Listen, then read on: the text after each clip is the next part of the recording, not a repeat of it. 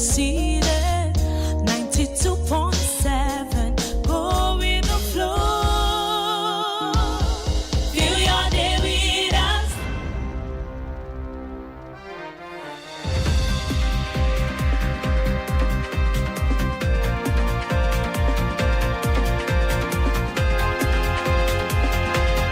A very good morning to you. It's Tuesday, the 4th of November, 2025. Let's discuss debate and talk about the headlines we brought to you at 7 o'clock. A lot of interesting stories to touch on this morning. This is the headline news analysis. Well, analysis comes from the studio and then we give you a chance. That's the most beautiful part of the headline news analysis. We give you a path to join in the conversation by calling 0807 777 9927 0807 777 9927. Well, my name is Adeyemi and I'm not alone. I've got the perfect gentleman, or gentleman of the press, let's put it that way. The lady and of course a gentleman of the press. Good morning to you guys. Good morning, Nicholas. Good morning. And good morning to you, dear Danielle. Good morning as well. Good morning. Thank you for joining us on the headline news analysis for today.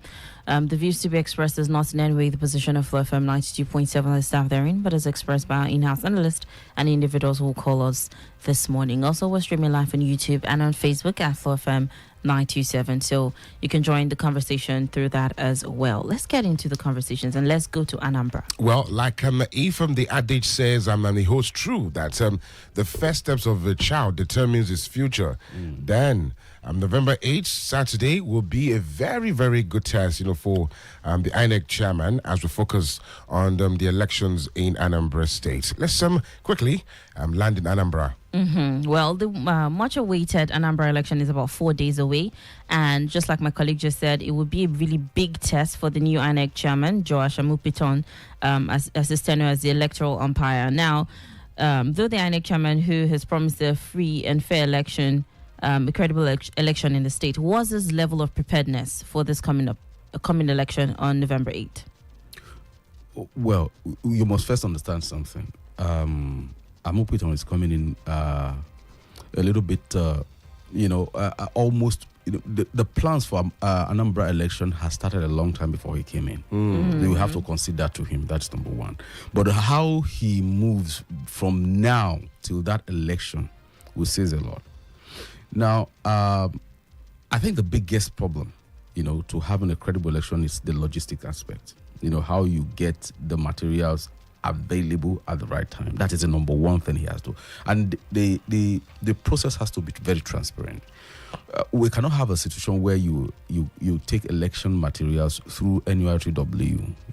This what do you call them? Like it was done in the past, where you have an agreement with them when you have other more credible logistic company, who have a name to protect. So that is number one. Then number two, in terms of the area of allowing, the voting and the machineries needed. We are talking of the IREV and the rest of them. The beavers, the beavers, the IREV, and all those things, all those gadgets. From now, since they are talking about trying to make the proper law to allow for that is transmission of voting, in real time. This might just be a test case of it, and see how it goes. Let people see that their votes are counting. On the basis of that, you can build on it for the next election for next year. That is Osun State, if I'm not mistaken. Yes, you're right. Because you see, if there is a disillusionment, with this election, then you can rest assured that he has started on a bad footing. And the thing about Nigeria is, once you have an impression about the person, it doesn't go away for a very long time. You have to do everything within your power to reverse that impression that Nigerians have about you. So the case of Anambra, for me, is like a litmus test for him. Though people are saying that we shouldn't base it on, but no. Because over the years, we've been having a lot of disappointments in terms of election and things like that.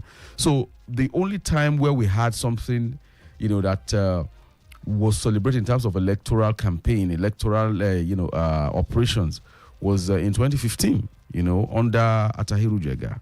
The 2015 election, to a very large extent, was credible. You understand? That was because the man who came, who did the job, came with a name to protect. There was a need for him to protect his integrity. That was why you had that kind of a thing. And if I were Amupiton, if I were him, what I would do is to look at somebody look for credible people to be the wreck. Of course, I know they have, but if I were him, that is the first thing I would do. Somebody that can stand, that has a record of being independent-minded, that is not going to kowtow to anything from outside and do what he sees best. What people can see, what people can judge is the right thing. The case you have in Abia State, that is this Professor Oti. You understand? So that kind of, there were pressure on her. But she said, look, this is the figure that is here. Everybody can see it, that Labour Party won. So unless we have that kind of a thing, even though this is not to preempt whatever will happen in the outcome, usually incumbents, always, usually carry the day. Then secondly, Anambra State is a very peculiar place. There is this thing about APGA, not necessarily about the candidate, because the APGA is seen as its own identity, the state's own identity, and, the loyalty to that party stems from their reverence of Ojukwu. You understand? So more than likely, the incumbent already has like 50% edge. But another opinion is that he hasn't done well. For me as a person, I expected more from Soludo.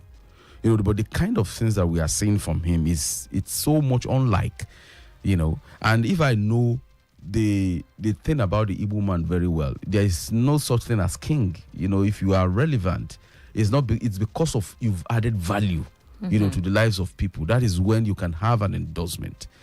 So the vote could go either way, but by and large, I think everything rests on Amupiton. Right. Let me just ask you this again, as to the party APGA, where Professor Charles Soludo is, and of course is incumbent as well too.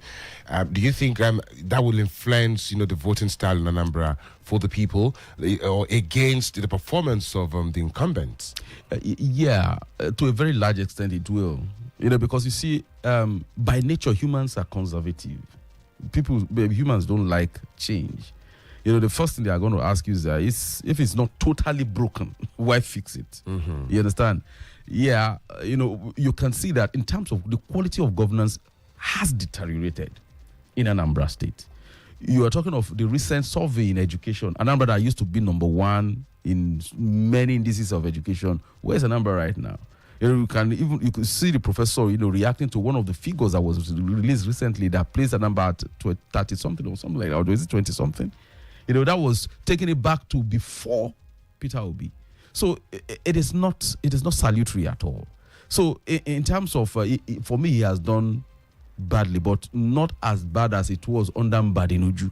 So people tend to have that memory. They might just say, well, let him just do the next 4 years and go. That is just one sentiment. But again, that depends on the mobilization of two other, candidates. You have the Labour Party man, Mogalu. Yeah. And you see, that is an unknown quantity. Mogalu has been there for a very long time. A lot of people don't know that Mogalu was a big stalwart in APC. He has always been Buhari's man, with ANPP, moving to APC, and he was at some point a minister under APC, and a lot of people see him as a very, very credible candidate, very clean politician, well spoken, and has experience in terms of governance. The other thing, the other guy, Ukachuku, Nicholas Ukachuku reminds me of Okpebolu of Edo State, in terms of, because you hardly hear anything that is worth repeating from him. There is no sound bite whatsoever. There is no, there is nothing I can remember as a kind of, something that you can ascribe to him in terms of, but again, the only thing is that he's a politician, and that is it. And that is where the danger lies. He might appear to be paperweight, but this guy has been on the political scene for a very, very long time. He understands the maneuver, party maneuvers. He understands it very well. Just like Okpebulu understood that. There were a lot of,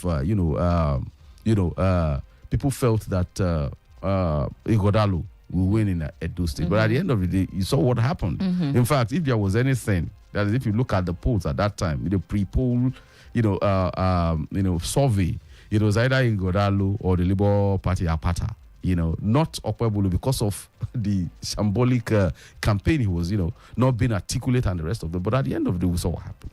But even though there are lots of reservation about what happened during that election. So, Anokachuku, it gives me the creeps. Let me just put it that way. It gives me the creeps. That's the honest truth. Because this is a guy that I can't ascribe any kind of executive capacity in terms of governance to. On any level or whatsoever. But we've seen Soludo, we've seen his capacity, we've seen what he can do, the extent to which he can go. That is a different thing to be a professor and prefer policies as a CBN governor than being a governor. Where you have all the machineries of governance at your disposal. We've seen what he can do. And for me, it's near mediocre. It's as simple. But you have this other guy from Labour Party, to every intent, nobody will look at Mogali's profile and not say that this is a clean politician, All right. Before we go forward or move away from this conversation, let me ask this. Let's go back to the INEC chairman. Do you think that with all of this, because Atiku also made a statement about making sure that the INEC chairman demonstrates transparency and integrity with this upcoming election in Anambra State on Saturday. Do you think that with all of this from different quarters, everybody expecting so much expectations, transparency this, transparency that, let's do this, let's do that, concerning this election, that will put too much pressure on the INEC chairman? And, what do you think his capacity is to withstand all of this from everywhere coming at him in this period? Because a lot of people are expecting so much from him right now. The thing is that he should expect that there will be pressure. There is no such thing as putting a lot of pressure. This is just one state. So it's look, I don't want to, at least considering his CV, he should come prepared for things like this. You understand? Yes, there's going to be pressure, but he has to man up to it. Because what we are talking about is having, our electoral discipline, our electoral management and administration is having a very big problem, and we see him as a solution. So go there and demonstrate that you can be a solution. We are not asking for 100% effort. We are not asking for 100% result. What we are asking for is not even, we are not giving him percent. Let us see that you are willing to change things. That's all. Okay. That is all Nigerians need. All right. 0807-777-9927. Again, 0807-777-9927. We have a voice note from WhatsApp. Let's take a listen to it. Hello, good morning, Dayo. Good morning, Danielle. Good morning, Nicholas. My name is Toyin. I'm calling from Taiwo Road.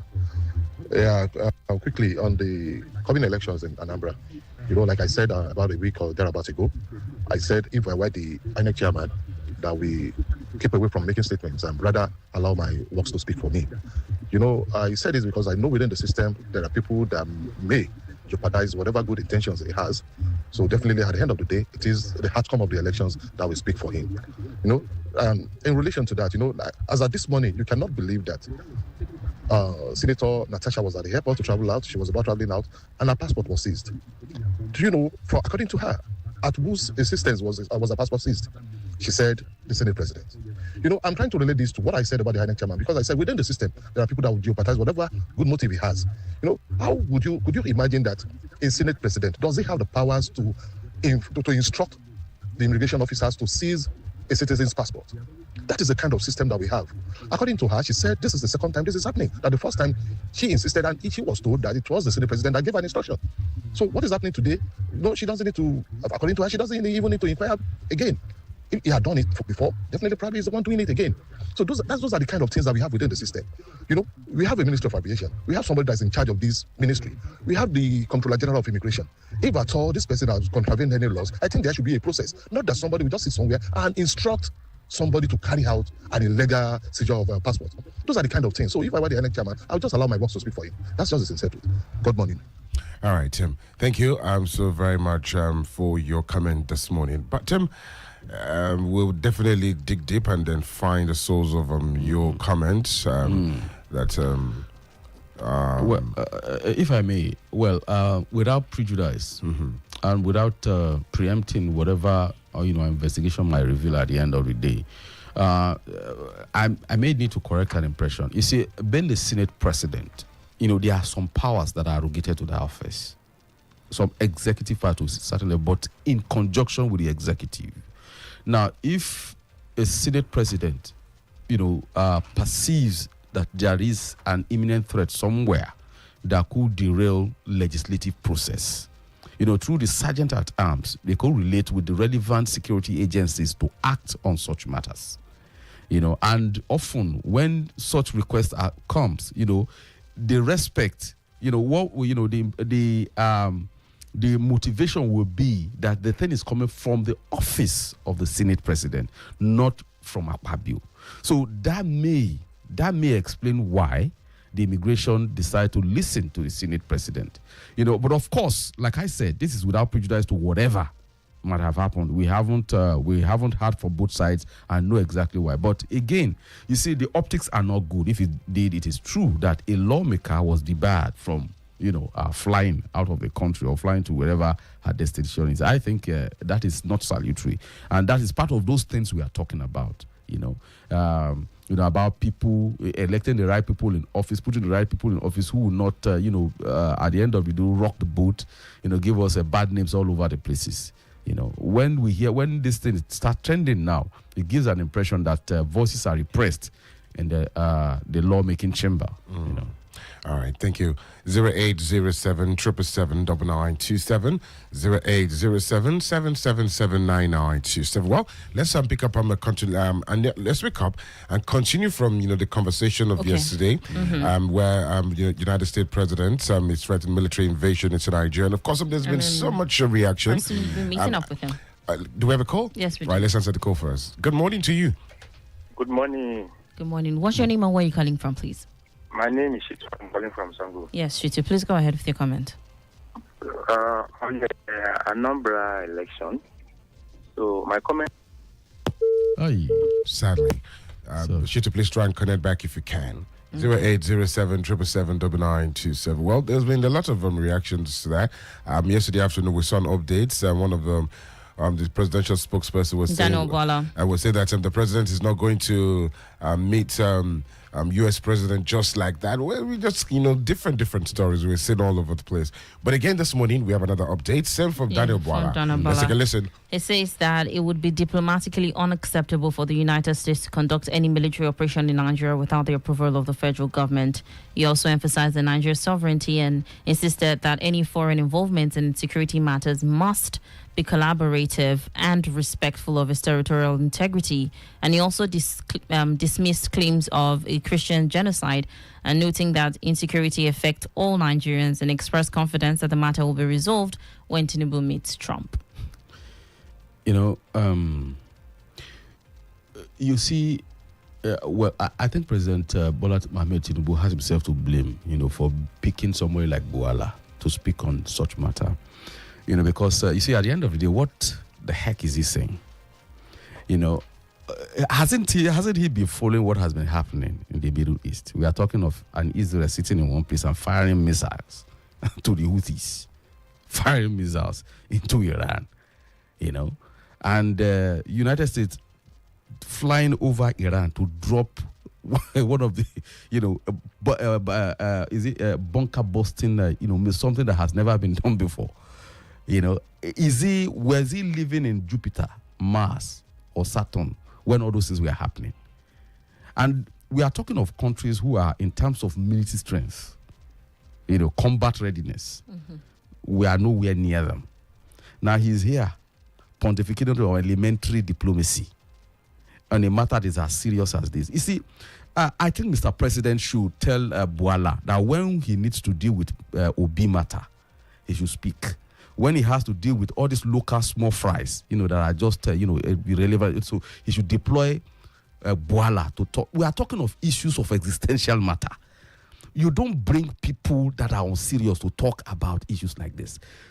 Rather, you should have this well-collected man called Tuga You're the foreign minister. You need to listen to what the man says. In fact, you need to read his response You yesterday. need to read his response yesterday. Those are brilliant-minded people. These are not politicians. You don't bring career politicians to muddle up issues here. You know, he was talking about, that there is no... Yeah. You know, enough has been said about whether it's a Christian killing or this thing. In fact, there is this argument that Muslims are being killed too. Yes, we agree. Muslims are being killed too. But what Trump is saying is that those people killing Christians and Muslims, he wants to take them out. And you have an issue with that? That is it. That is the argument they are preferring. You see, sometimes the kind of argument they prefer, rather than help the cause, you understand, models up, creates more confusion for Nigerians. So I mean, it's please, there are certain things that at some level, that I think that people should start ignoring. Nigerians should start ignoring when they speak from the presidency. All right. You know what, Nicholas? Somebody stopped me yesterday and asked about the same conversation, and then I was able to explain in my bait. But I wanted to ask, because there are more numbers of Nigerians, just like the man who stopped me yesterday. I want to ask you this from your last comment, that somebody is not like, okay, Muslims have been killed, Christians have been killed, but the people who are killing Christians, that he wants to come in to kill those people. Okay. Now, in simple terms, is it acceptable or it is not acceptable? Is it for the right cause or is it for the wrong reasons? Or there's more to what the United States president is saying? Okay, very good. There is always an agenda, especially in diplomacy. Diplomacy is war by other means. It's as simple as that. If they come in, you think they are coming here because of they are Father Christmas, they want to give free gifts? No, they are going to buy rockets. They are going to pay for intelligence. So who is going to offset? Because they want something from Nigeria. So, but you see, like I argued yesterday, you see all these narratives with which they back their foreign policies is usually ineffective if you have a solidified country. You have everything proper. You don't give them reasons to come in. You are saying, look, you are coming up with this argument. Don't forget that these same people who were there were the ones who started this kind of politicking of inviting outside influences into Nigerians' internal matter, when Boko Haram hasn't even gotten to this level. You understand? So if at this time this is the flip side of that same US who helped yesterday, they are now saying, okay, look, we are done with this other issue of Boko Haram, things like that. So let us look at this other angle to see what we can get for Nigeria. That is what is happening. Hold that thought. Let's take this. All right, looks like we lost it. Please go ahead. So you see, the issue is not whether who is right or who is wrong, especially when it comes to international diplomacy. It's not about right, it's about interest. And we have always said it countless number of times. In fact, there was something I put on Facebook yesterday that you see all what is happening. The tendency for us is that we don't really think deep. You see, for me, I knew this was coming the day Shetima went to UN to go and start talking about Gaza and Palestine. Because, okay, we have a call. Oh, yeah, we do. Hello, good morning. Hello, good morning, Danielle. Yeah, Yes, good morning to good you, morning. Toyin. Yeah, good morning, Danielle. Good morning, Nicola. Good morning. You see, at a time like this, we need seasoned diplomats, not the likes of Wala, or what do they call it? I think the president should just limit them. They can be his spokesperson. Mm-hmm. He should just limit them to the local politics that we play, that anything goes. This is not the time for people like them to be making statements that we rather, make the situation more volatile. This is the time we need people that are seasoned in conflict resolution, people that are seasoned in diplomatic terrain to speak for us. Not the kind of these, I'm sorry to say, these people that has nothing to lose, that are only thinking of their belly and their pockets. We don't need the likes of Wala to speak for us at this point in time. The president should take the bull by the horn, get people that will talk to us, that will make the world see that we are serious and we take these accusations seriously, and we are working to make sure that things goes right. Not people that will just jeopardize the lives of the citizens for their own pockets. These are not the people we need at this time. You see, just to back what the man is saying, what got us into this, as far as I'm concerned, was this same cho-cho-cho kind of talking. When you don't know where you are coming from. I was making reference to the vice president going to the UN. Compare what he said to what Ruto said of Kenya. Ruto was asking for Nigeria to be, Africa to be on the Permanent Security Council seat. That is something tenable. You understand? But you went there and started talking. When you have issues of Sudan in Africa, you have issues of killings of Nigerians, whether Christian or Muslim. Killing in one fell swoop, over how many thousands of Nigerians have been killed by insurgents. You didn't go there to ask for help. That we believe that in foreign countries are involved in this. Those were the kind of things I expected him to talk about. All right, sad. Well, that's that. Please try and connect back if you can, or you leave us a message or your comments via WhatsApp. We can get to the program as well. Let's take. Okay. Calls come back in. Hello. Hello. Good morning. Hello. You're live. Good morning. Hello? Hello. Good morning. Good morning. Yes. Good morning. What's your name and where are you calling from? Morning. My name is Mohammed. I'm calling from Agbabiaka. Okay. I'd like to support the last point Sir Nikolai was making when he said that he knew this was coming when Chetima went to the United Nations and talking about Gaza and Palestine. Now, while I completely support what Chetima said, because it points to the hypocrisy of the United States policies and their foreign support for genocide. But no country has actually taken that stand, and the United States have not found a way to point fingers at them in their own issues. And one of the things I realized is that I think this issue serves our politicians and our leaders right. It serves them right. Because if they have done the right thing, Riley Moore on Twitter was tagging the president of Nigeria like he would tag a normal influencer. It was an insult or a rep the president of a nation, of a sovereign nation like Nigeria, just like that. They're addressing him that you need to deal with this issue, or Trump will come with all his blazing guns and everything like that. But it serves them right, because if the politicians and the leaders have done the right thing, if they have taken the right steps, if they have actually accorded the respect that they should give to their own citizens, they have respected the lives of their citizens. We live in a country where when people die, it has become a norm. It has become a norm. So while I don't agree that it's a Christian genocide, because I've even more Muslims have died from insecurity in Nigeria than Christians have. However, the fact that we are getting a foreign influence, it shows the lack, the incompetency, the failure, the corruption of our leaders, and it serves them right. The bashing they are getting, it is now they are all running helter-skelter, and it serves them right. If it takes the US Mohammed, to save us from the Mohammed, of our leaders, Mohammed, our time is fast spent. Thank you. Mohammed, thank you for very your comment. much. Thank you. Our time is very fast spent. Good morning to you all. I really don't know what we want in this country. Trump said to deal with the terrorists and finish them, or I'll come and do it for you. Trump is not saying he's coming to invade Nigeria. Jerry from Rural Day. All right. Our time is really fast spent, but let's get your closing statement and then we'll wrap up. Like I said, please, Nigerians, we have to look at this thing, with all calm. You understand? And this idea of trying to, deny what is really happening. Killings are happening, whether it's for Christian or Muslim. But the fact is, killings are happening, and we need help. How that help will come, I think it can be, it can be handled diplomatically. You understand? But at least the president should put people who know how to talk diplomatically, not people like Boala. So. All right then. Thank you very much for analyzing this news stories with us this morning. We're back to your ears tomorrow, God willing, from 8 o'clock to 8:30. The views expressed is not in any way the position of FlowFM 92.7 or the staff therein, but is expressed by our in-house analyst, Nicholas Uwerunonye, and individuals who called. I'm Danielle Shitta-Bey. Thank you so very much for joining us. I will be back tomorrow morning. I am Adedayo Adeyemi. Have a good Tuesday morning.